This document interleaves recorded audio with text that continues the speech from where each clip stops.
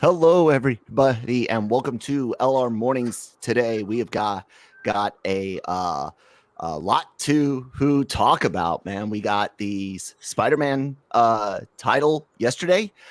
Pretty big deal. Sorry that there was no LR Mornings just yesterday. We were told we were going to get the title sometime around this time yesterday, and that didn't happen. I was looking to bring you guys that live, but hey. We know what it is now. It's No Way Home. And as you guys can see, I'm Kyle, and I'm joined today by my usual live co-host, Manny. What's up, bud? Nothing much, man. Just another day in paradise. Another day in paradise, indeed. What do you think about the title, man? To be honest with you, I don't know if maybe it was just they just set it up that way where with the other titles and everything, I'm like, oh, okay, whatever, sure, just give me the damn just give me more pictures of Spider-Man, damn it. Yeah, I liked the what 3 or 4 pictures that we saw. It looks like maybe Sanctum. What do you think? I don't know. I got when you kind of put them together, they also make the colors of the Green Goblin. Ooh. So I found that really interesting too. That maybe that's something they were teasing, but maybe I'm stretching it a little bit. Yeah. The color scheme that they used. That's interesting. I didn't think about that. I was thinking about just the regular like in movie pictures that they had okay. With them like at the computer and stuff like that. But I don't think Doc Strange would have Wong would have a computer though. Wong would definitely have the computer. So maybe he. Anyways, there was this whole thing with people reacting to the title reveal teaser, if you will, and of course, you guys can see on the board here. We are on the screen. I've got the image from all the hard work they were doing on the titles and stuff like that.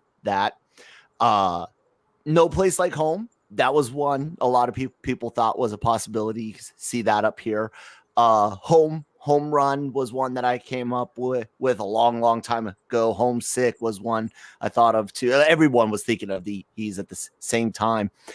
I think one of the most interesting things here though is I think there's a lot of information here, plus what Tom Holland said on one of the late shows the other day. This line, "Wanna go home," and it's starred, and it says we're already there, and then next to it is the No Way Home starred, and it's like pushing in on the webbing, and I think combined with Tom Holland's comments that he can I bring them up? Let's see. Did we put them on the website last night? Do you know, Manny? I'm not sure, actually. I'm double checking. He basically said, ladies and gentlemen, that he believes that there is a deal basically in place. He said that he was on some phone calls. He doesn't know those specifics. Kind of paraphrasing that he believes that there is some sort of idea going forward. That being said, Manny, what do you take from this board here? The words on it, the hexes. Oh my God, people already wanting to bring that up. What do you take from it, man? I take that we may be introducing. We may actually be introducing a multiverse that's going to be tied in with WandaVision, with Doctor Strange, and so because correct me if I'm wrong, but they've already been talking about the fact that Doctor Strange is going to make an appearance, right? Right. So rumored, yeah, rumored, not confirmed, but right. There's just a lot going on, and I think the MCU is about to get really complicated. just any introduction of any multiverse in any universe makes makes things interesting. I mean, we've already seen that in WandaVision with the Fox version of Pietro, right? So anything's possible, and I'm here for the ride, man. Let's see where it takes us. There's so, I mean, like it's fun. This is one of the fun things about the MCU. And I mean, I know Spider-Man is Sony, but this has Marvel Studios help written all over it, because it's nothing like the other stuff that they've dropped. Because I'm pretty sure that they would have, and Marvel would have not been too thrilled with that Venom movie, and and some of the other projects that they're working on. So yeah, it's interesting to be able to get pieces like this, which is just a stupid whiteboard, and have so many conversations about the direction of Spider-Man in the MCU, and are we going to get certain characters coming back and whatnot, and it'll be fun. Yeah. I have a lot of issues with Sony to oh yeah put it to put it lightly. I don't have the reverence that I used to for the Raimi films. After the MCU got a hold of Spider-Man, you go back and you watch them, you're like, yeah, those don't quite hold up as well as I thought they did. They feel more speaking of the first two, they feel more dated than Batman 89 and Batman Returns, even, and it hurts the films, I think, because you do immediately notice that era, that comic book movie era that you're in. And I hated the Amazing Spider-Man films. I thought they were trash, both of them. And God, I could go on about all the other things Sony has messed up, but I don't like. I like Nick's idea that whatever we get potentially with the Garfield and Maguire potentially in Spider-Man No Way Home is not like super in depth. I really thought that Sony was planning on taking their ball and going home. I really did. And I figured that this movie and Multiverse of Madness would result in Sony and Marvel writing Peter out of the MCU. And I figured it would be like you would see one of the other Peter Parkers and die, and he would take his place. Be like, oh, their world doesn't have an Avengers. Their world doesn't have an Spider-Man anymore either. So I'm gonna go over there. And I hated that idea. I hated that idea as much as I hate the idea of Venom being in the MCU. Yeah, there's no way Marvel Studios are going to let Spider-Man go. His character is being a featured development in Disneyland and at Disney World and the Marvel areas.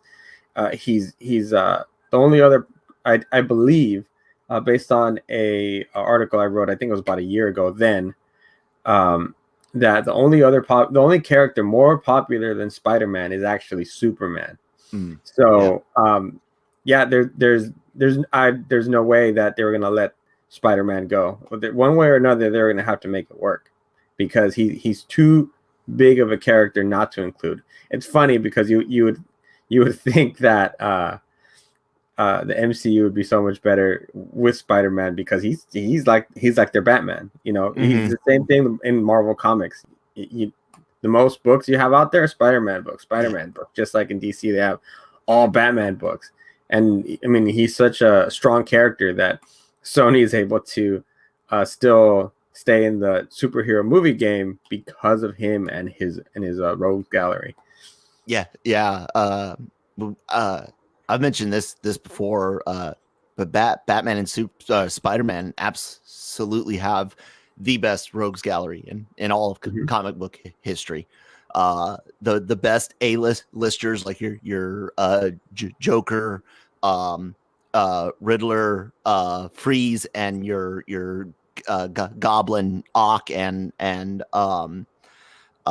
Venom or something like that, and then even some of the B and C list villains like the Spot or Condiment Man on both sides can be Condiment King. Condiment King. Thank you. Sorry, I didn't mean man. Condiment King can be fun. When you used right, and that's what part of what makes Spider-Man such a great property like Batman is those villains. And I'll be honest, I'm not all that excited about revisiting villains we've already seen, even in a new context. That being said, I will say that the idea that the Sony villains are gonna, I know it's all Sony, but you know what I mean, might be the same actors but playing different versions of their character. I'm more open to that idea. Like I've basically said, I'll accept Venom into the MCU because I think, if Feige gets a little input, maybe we can make it better. There's no saving Venom 2 unless Feige's been secretly working with them on it. But going forward, yeah, oh God, I just hate Sony. Oh my God.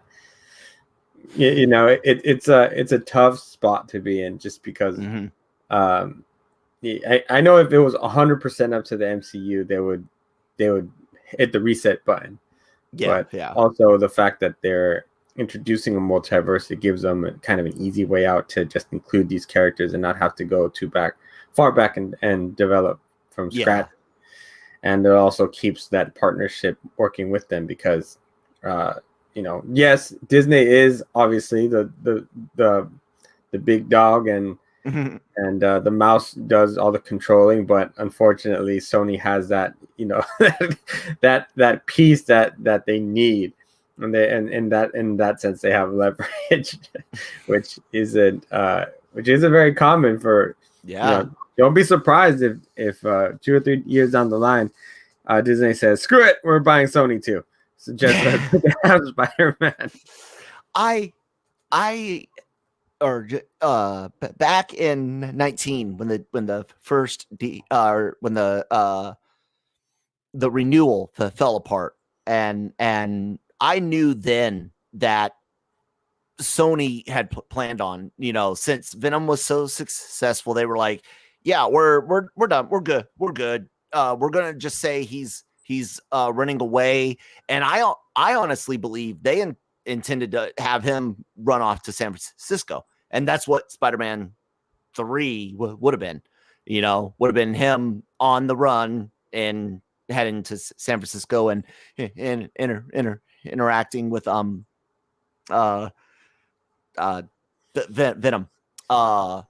I believe that with all my heart, I do, and I still think Sony believes. What was Tony Santa? It's a Italian name, I think, with a V.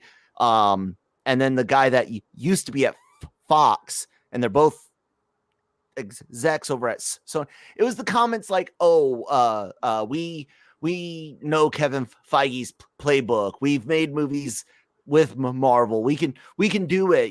We had successes too. Look at Venom. So comments like that, but Sony has yet to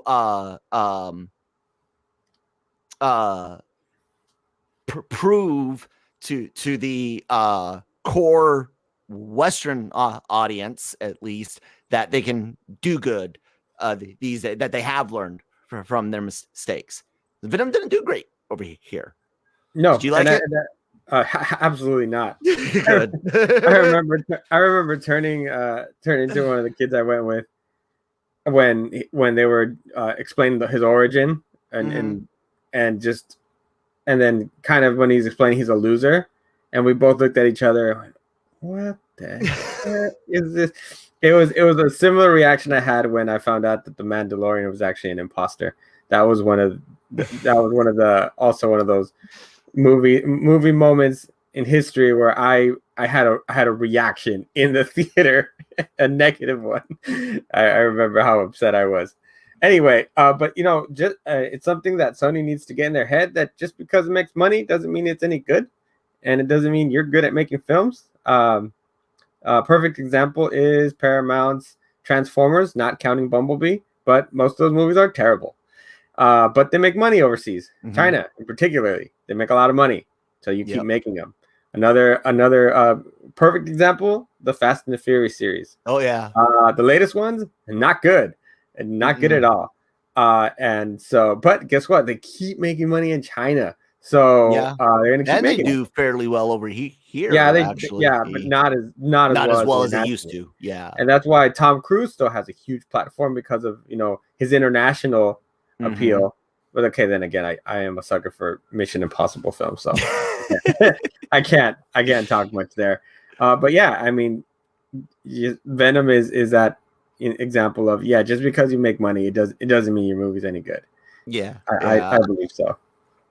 I think it'll be, of course, I'll see Venom 2 for work and discussing things here, and I think though we could, like you said, with this multiverse idea, and that comment years ago Feige made about Spider-Man being able to cross movie universes, which we know was just him planting ideas, seeds and whatnot. I think we'll be able to ignore like stupid stuff like Madam Web, if that actually he does get made. God forbid. Let's not forget Sony wanted to do an Aunt May's spy film back with the Amazing Spider-Man films and tie it in there.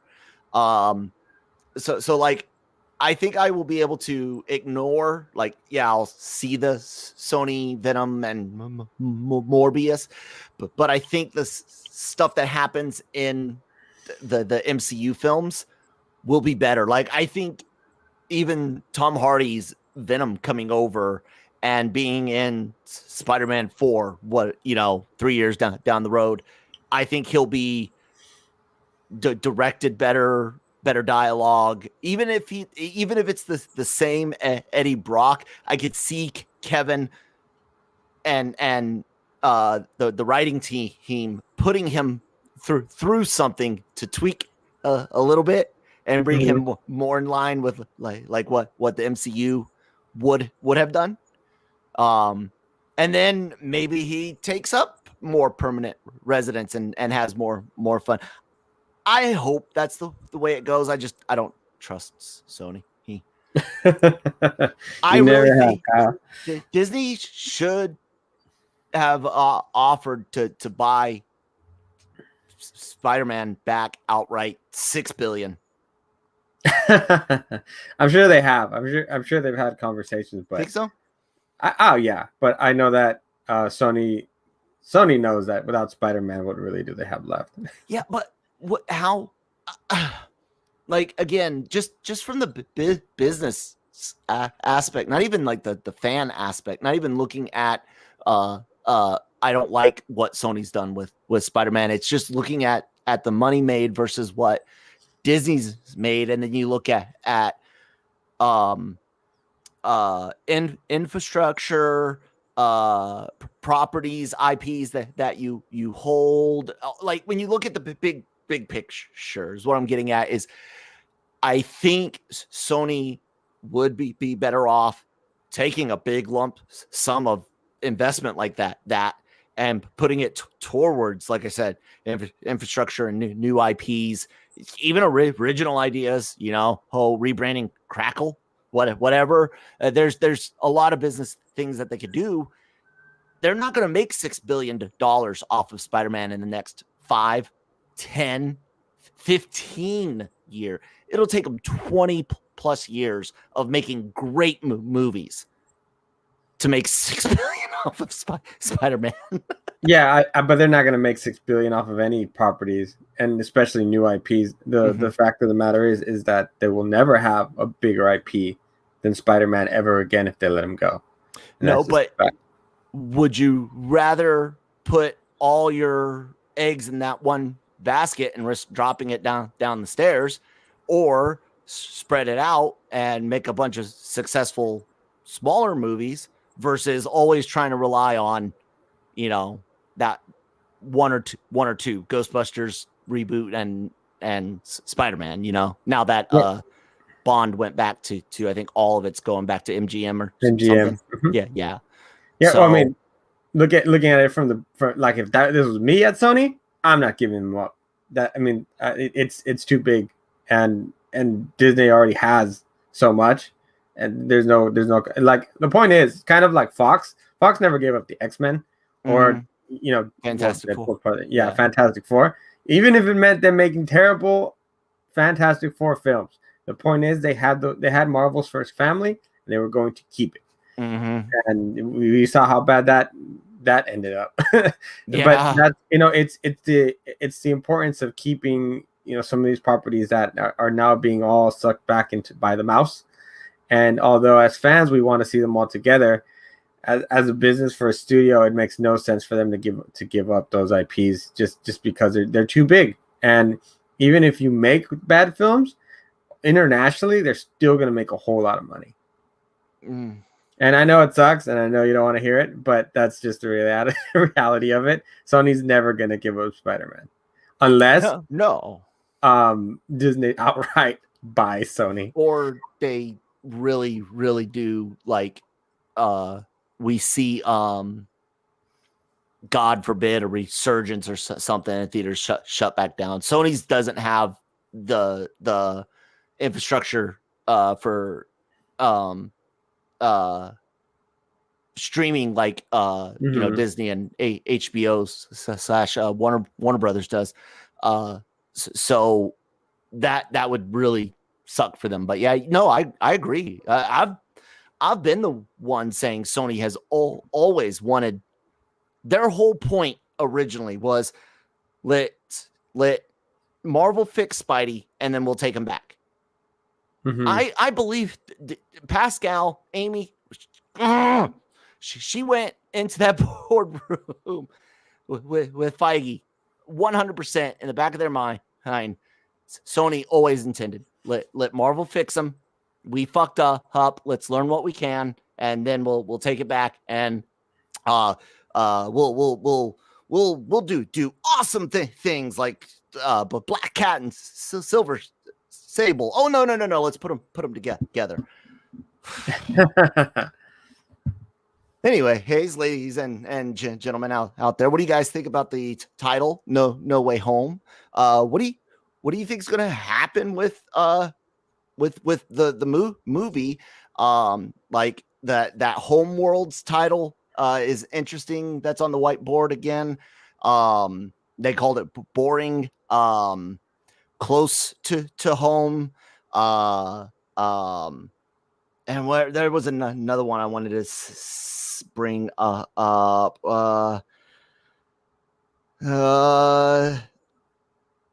No, I already did. I brought up the we're already there from Wanna Go Home. So let us know what you guys think. And Manny, what do you see? What do you see? Because we're pretty certain all but no, I think it is confirmed that Holland's in Doc Strange 2, right? That's official, I think. One way or the other. Yeah. And Strange 2. What do you think he goes from there? Let's say they're gonna kind of let him go either back and forth between the two, or it's kind of like melding the two together, the Sony verse and MCU or whatever. What do you think? Does Peter Parker last? Do we get to see him go to college, or does Sony and Marvel rush to get Miles in suit in live action? What do you think happens, man? I think eventually you're gonna get both. I would love that. Yeah, and I think that going forward, we're probably gonna see a bigger villain for Spider-Man. I do think it's gonna be time soon to bring out the Green Goblin, just because of how big that would be. So that's something that could possibly be teased, or it can just be as easy as doing a film with Venom, because you already have that established. But it's going to need that that bigger, more consequences, more more of a what's the word I'm looking for? It just needs to, you need to build up. You have to be building up to something, and I'm just not sure if that's going to be like a Sinister Six type thing, because of the fact that you already have some of the pieces laid out.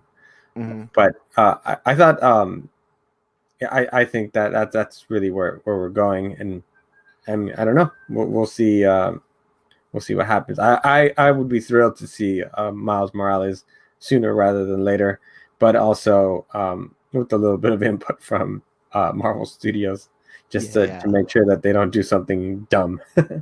Right. And that's one of the things I fear Sony would do, is rush to Miles. And I fear they would do it in a way that we wouldn't get.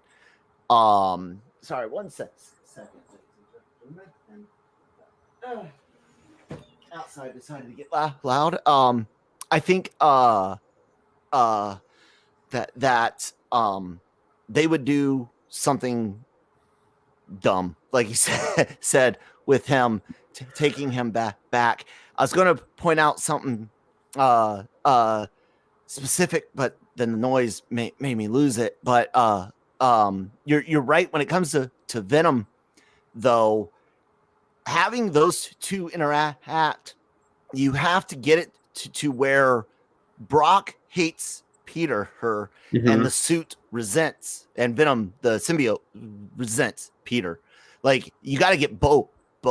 And Sony kind of, screwed the pooch, but now that, we're saying the universes stay together going forward, you could have the Brock and Venom get into some sort of disagreement where Venom leaves, and now Brock's got issues with the symbiote, of course, and then before he knows it, he sees Spider-Man's running around in a new black suit, and you can build something up there and get to everybody thinks that it's all going to lead up to a maximum Carnage Venom 3 with Spider-Man, Carnage, and Venom. I don't know. If you're already going to have Venom fight Carnage in this movie, like, what? Unless you go with that, who wrote the one where the comic line Venom a few years ago, and Carnage was like getting some ancient book or something like that, and opening a portal. It's some weird stuff. I didn't like it, so I didn't keep it. But like, that's the type of shit I see Sony doing, and I don't like it. Yeah, like kind of what you're following. What I think they would possibly do is having Venom and Spider-Man actually team up before they're even against each other, or before even Spider-Man gets the symbiote suit himself, which is all backwards. And it would definitely have Sony written all over it, just so that they can rush to it. Yeah. Is that's what they and look, Disney is Disney, and several of their subordinates or under company. He's studios like Lucasfilm. We've all pointed to Warner Brothers and their choices with DC, and and been like, what the hell are you guys doing? Like, do you not have the internet? Are you not able to see online how like unpopular this is?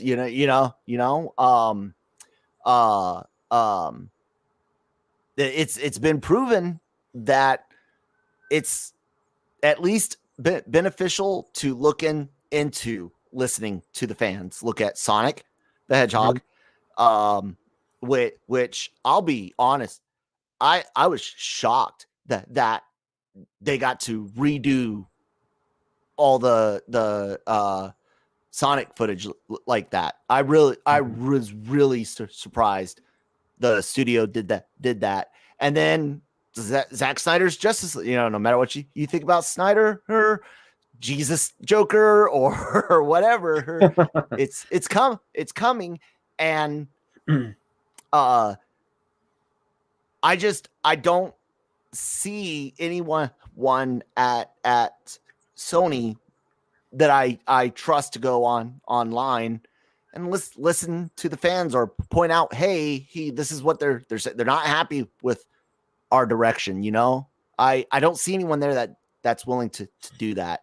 Obviously there's someone at Warner Brothers willing to listen online. What do you think? I don't know, man. They're so wishy.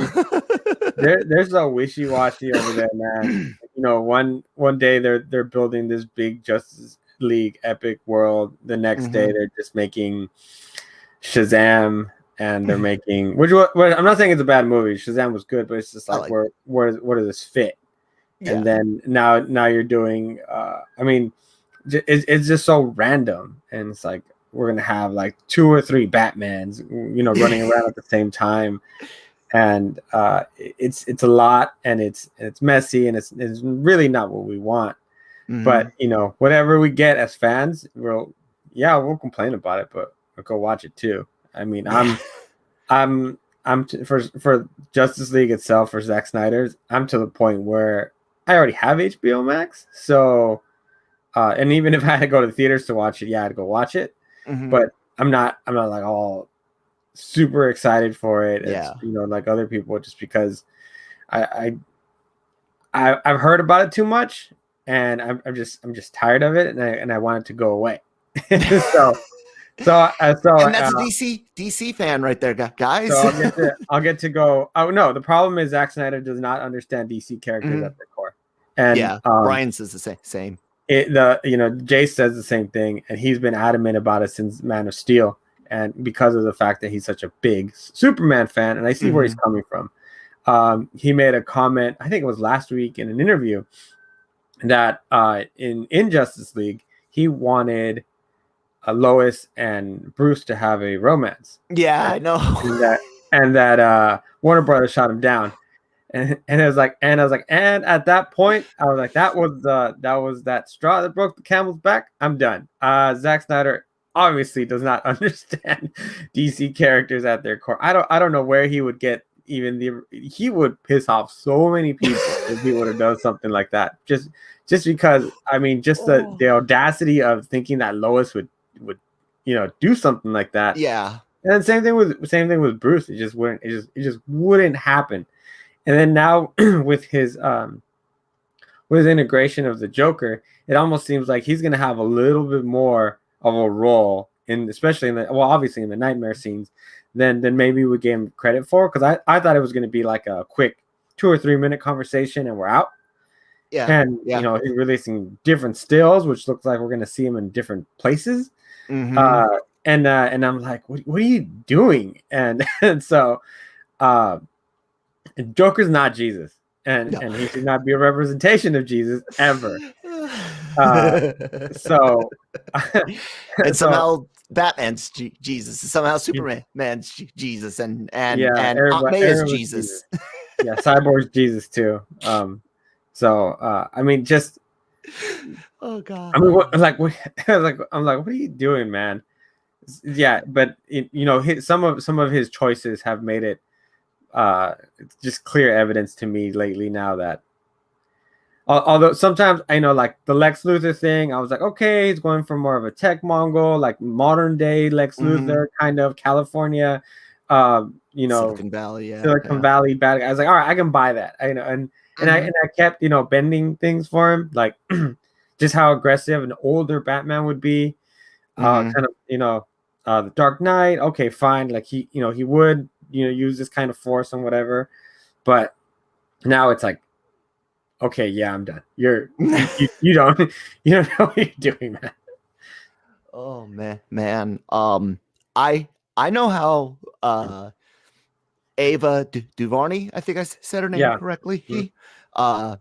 I know she has I gotta, it appears, allegedly appears, or that she isn't necessarily happy to see some of characters she's playing around with in her New Gods film to all of a sudden pop up unexpectedly in a Justice League movie. And I didn't get a chance to ask you. Everyone can see Mr. Miracle sitting there over your shoulder.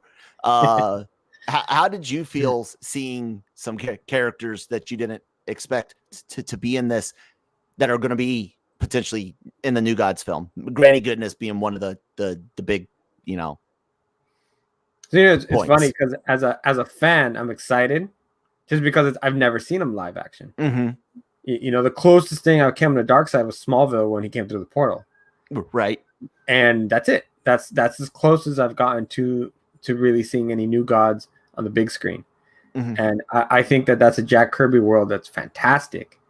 And a character like Darkseid was what inspired Thanos, and we saw how we've seen how big that's been able to get. And you have characters like Mr. Miracle, you have characters like Desaad, Granny Goodness, Big Barda, etc., that make up this world and have been such a vital part of the DC universe overall. The female Furies are some other ones, even Steppenwolf. We know that they kind of really jacked him up also in the way he's looking. And it's like Megatron made a stop by and Steppenwolf's mom and Megatron had a night together or something. And I mean the movie Megatron, not the cartoon. It's interesting because yes, I'm excited to see them, and at the same time, I know that it's going to be. I'm just going to be looking at them because there's not going to be any development. There's not going to be a Granny Goodness moment. There's not going to be too much going on between any of these characters because they're just there for the fight scenes, and they're not even. I wonder how many of them are actually even live action, as far as like not just put there digitally. Yeah. And what Amy's going to be doing is developing these characters. Yes. And because Granny Goodness is Ava. such a sorry, Ava. Amy. Yeah. It's all what did I say? Anyway, my bad. We were bitching about Amy Pascal earlier. Just blame Sony. That's probably why I'm still lingering. Yeah, Ava's going to do such a better job at developing the characters because you have, Granny Goodness, who raised Scott Free, and also Big Barda was the leader over Furies, and then obviously Goodness is a general of Darkseid.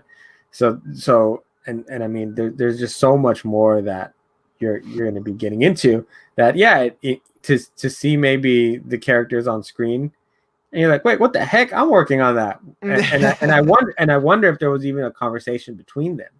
Like, oh yeah, they're going to be making an appearance, because I know that Ava's been working on it for years now with Tom King, and to all of a sudden, we're gonna do Justice League Snyder Cut, and then see these characters on there. It'd be a little off-putting. I also think so. Do you think, because DC, it was smart to a degree to put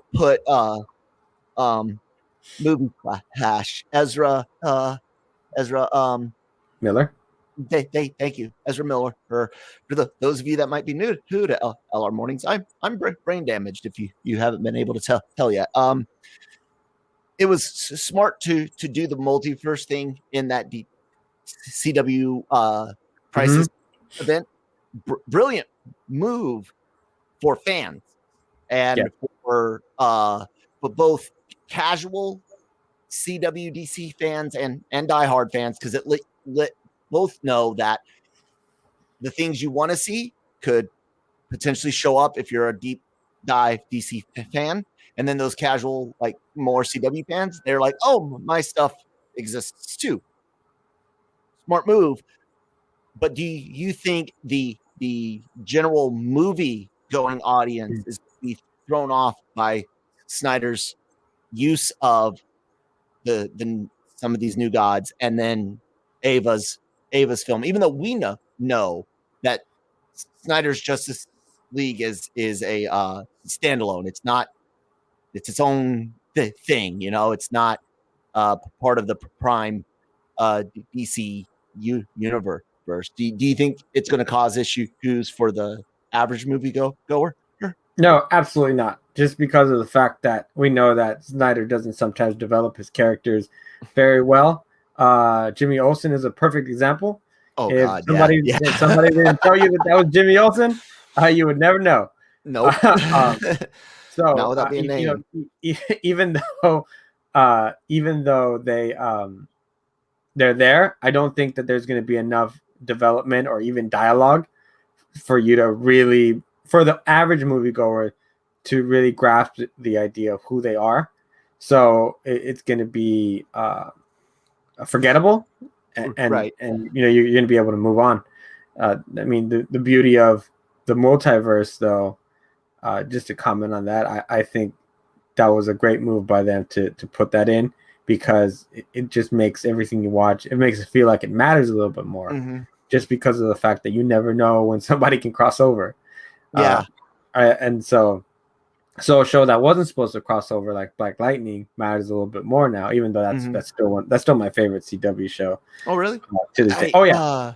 I caught because a lot of the CW stuff, like, I can stand in little doses, it's just a little too young for me, I guess, and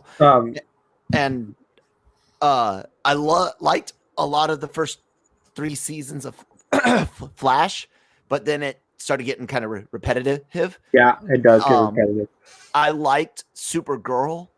I did not like her show, but I liked her in the crossover stuff, and whenever she wasn't on her own show, I liked Melissa Benoist.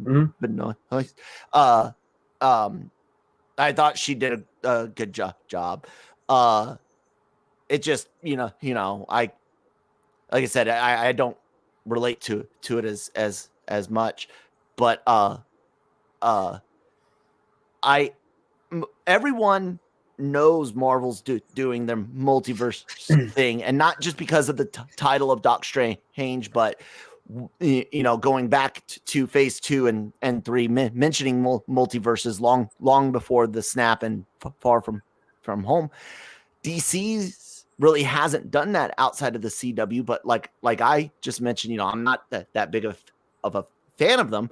I don't think the average person necessarily saw Crisis on Infinite Earths.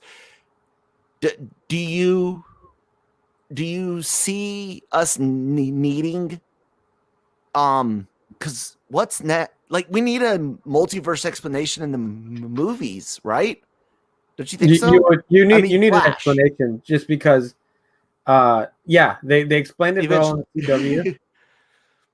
And I thought they did a good job at tying in all of the DC Universe shows also, because they made sure to tie in Stargirl, Doom Patrol, Titans, and they even tied in Smallville and Lucifer as well. That was one of my favorite. Oh, man, that was one of my. I was like, I need to see Constantine just show up with Lucifer for a little bit, because I love that show too. Except My wife does. The latest season on Netflix, not so much of a fan of that. I don't know what it is, man, about Netflix and getting shows and then ruining them. But they do such a great job at that, of taking something you love and then saying, look what we can do, guys, and then screwing it up. So yeah, the latest season of Lucifer is a perfect example. The last season of Designated Survivor is another one, and I'm pretty sure there's a couple more, but just to name a couple that they get it, and then it's like anyway.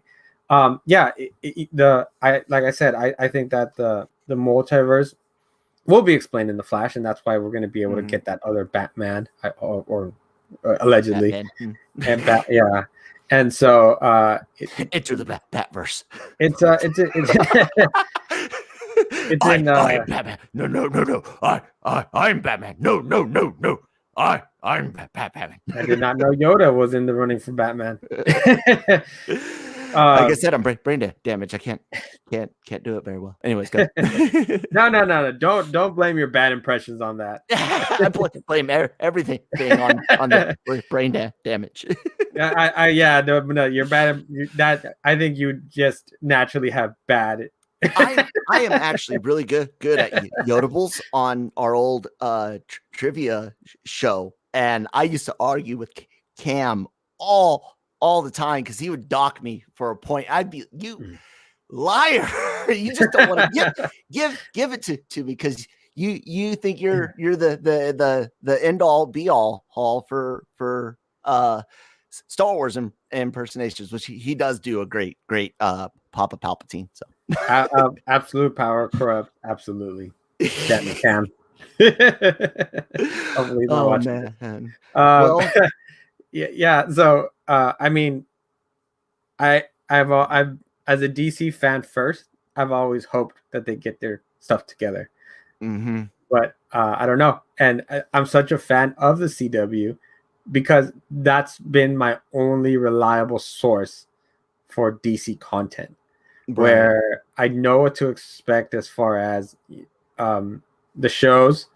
We have title bad guys, we have other B and C list characters show up all the time. Mm-hmm. I mean, now you have even Superman over there, which speaks volumes to the success of how well they've done. Obviously, I mean, that's such huge followings. Yep. And then you're able to do like a Black Lightning where Salim McKeel has been able to put in so much social commentary, so much family issues that usually that would never work on the Flash, would never work on an Arrow.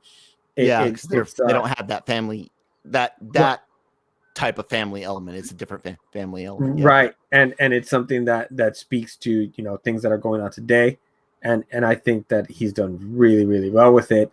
And then you still have like a Legends of Tomorrow, which is kooky and fun, and just you have this array of shows, and that's where I feel like I've been able to enjoy, even though some shows are better than others. But the fact is, as a DC fan, I'm getting to see the Flash, Captain Cold.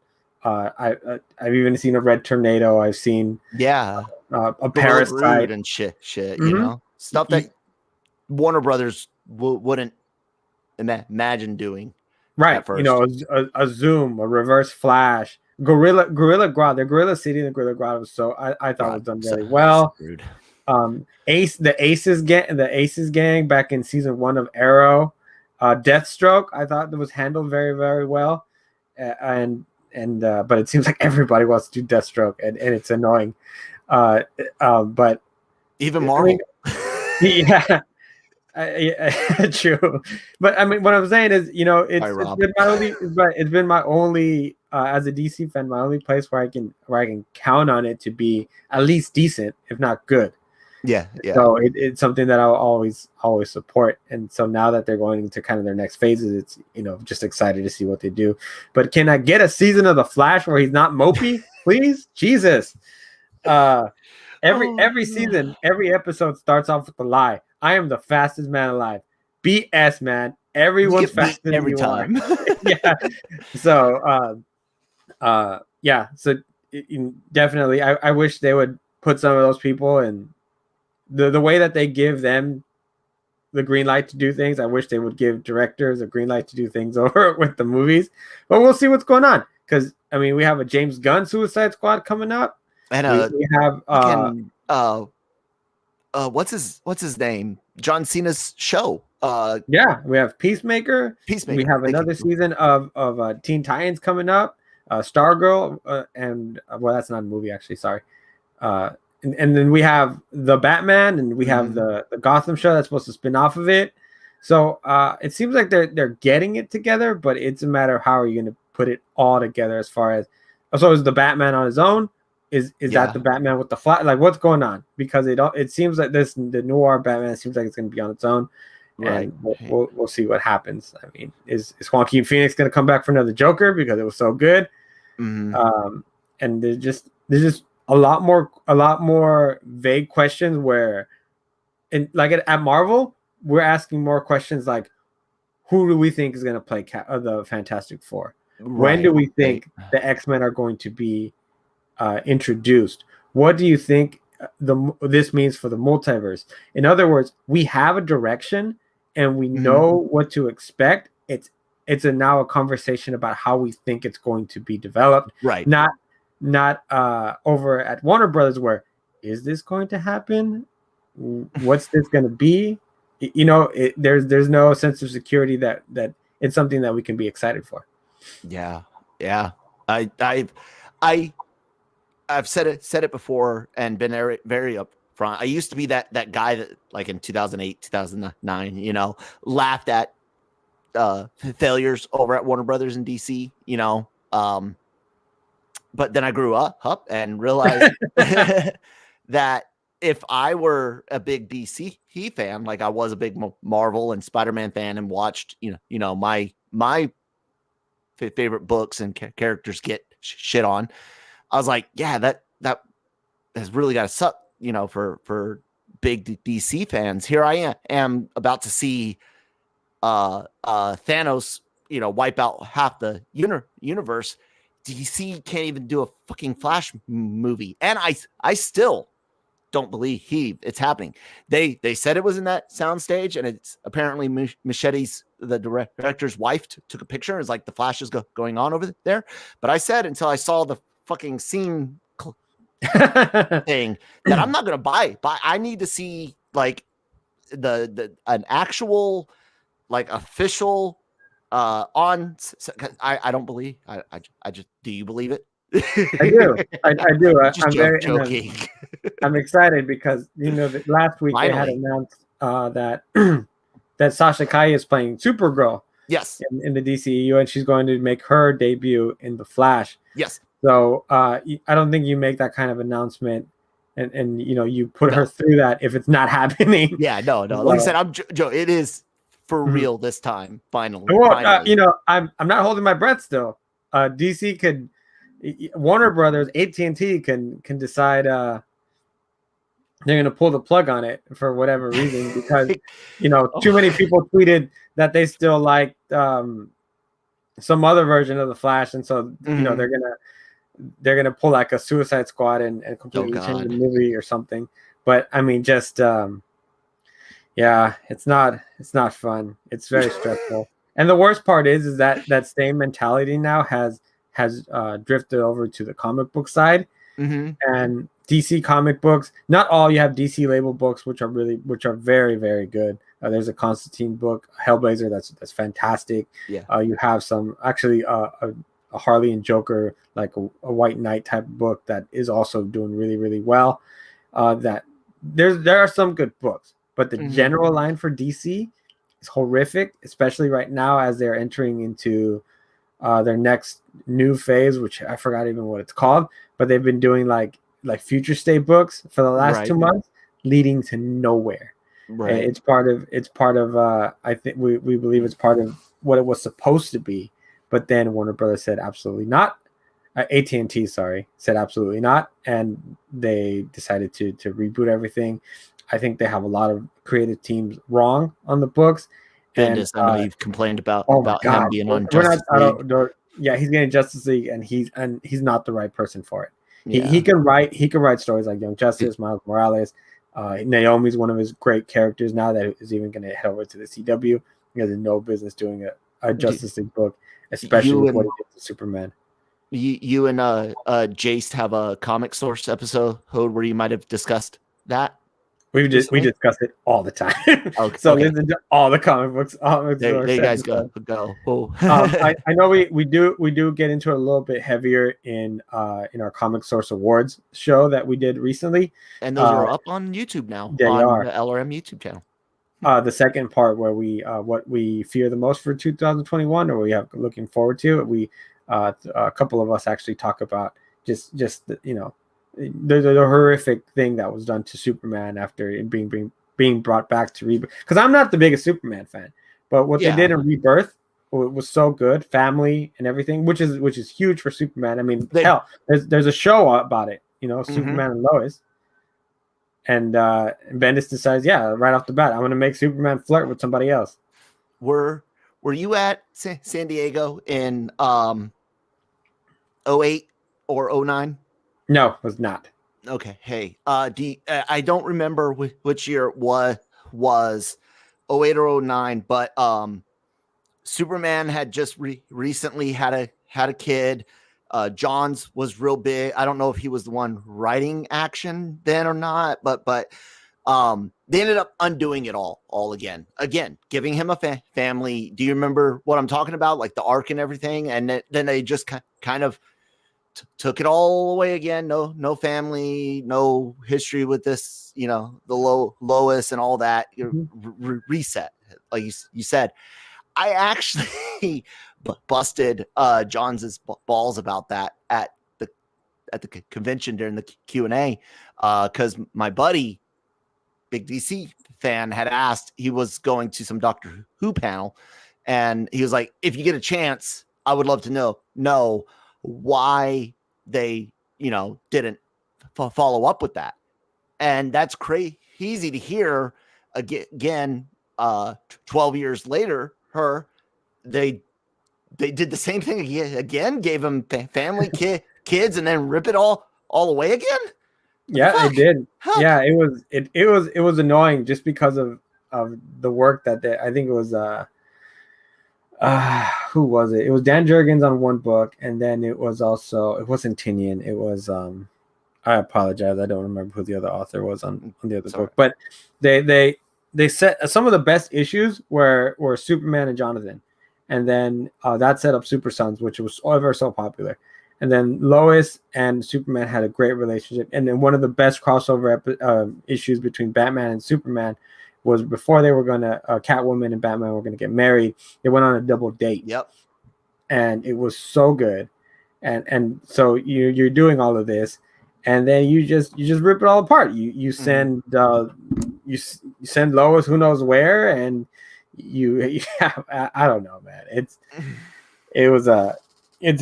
exhausting right now being a DC fan. Kind of like us being Spider-Man fans. But like you said, at least we now have on the Marvel side some solid leads and things.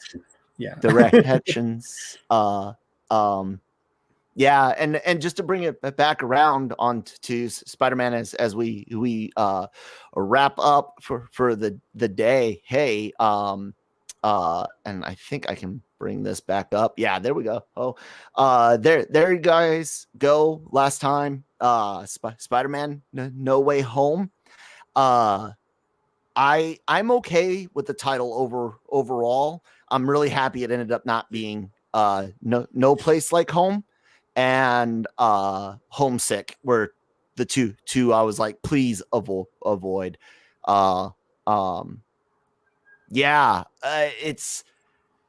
It's going to be interesting to see what the first teaser, her real teaser, reveals. And last question, Manny, how many of these hexes are connected to WandaVision? I'm gonna probably maybe the just one. I'm picking one, and it's the one up there by the triangle arc reactor. That's actually the one I think too, because of the word home worlds that's next to it. Yeah, it's interesting. Yeah, and then like that almost looks like the drawing that of the 9 realms that Thor was trying to do up in that far top left corner.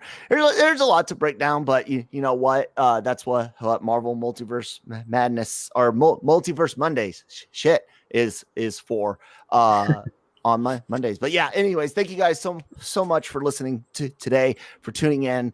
Manny, thank you once again for being live this morning. You guys make sure you are checking out LRMonline.com every day for all your entertainment news, needs, and opinions. Subscribe to the YouTube channel where you're watching this, and hit the bells so you know whenever new stuff goes up. All of our podcasts are starting to go up on there on the YouTube channel, and guys, dozens and dozens of interviews with celebrities, writers, directors, everybody, every day. Manny, Gig, Nancy, and others killing it. And then of course check out the podcast network wherever you get your podcasts from. SoundCloud's got our whole back library. We're not sponsored by them or anything like that, but just letting you know, like very like old Cantina reviews of all the Star Wars movies and stuff. Might not be available on Apple or Spotify, but definitely on SoundCloud. And Manny, where can people find you at on the interwebs? On the web, you can find me on Twitter at LRM_Emmanuel, as you can see below. And then you could also find me on Instagram at riddlemethis_510. All right. You guys can find me at that Kyle Malone on Twitter, at that one Kyle Malone on Instagram. That's the number 1 in there. Thank you guys so much for listening, and we will talk to you tomorrow.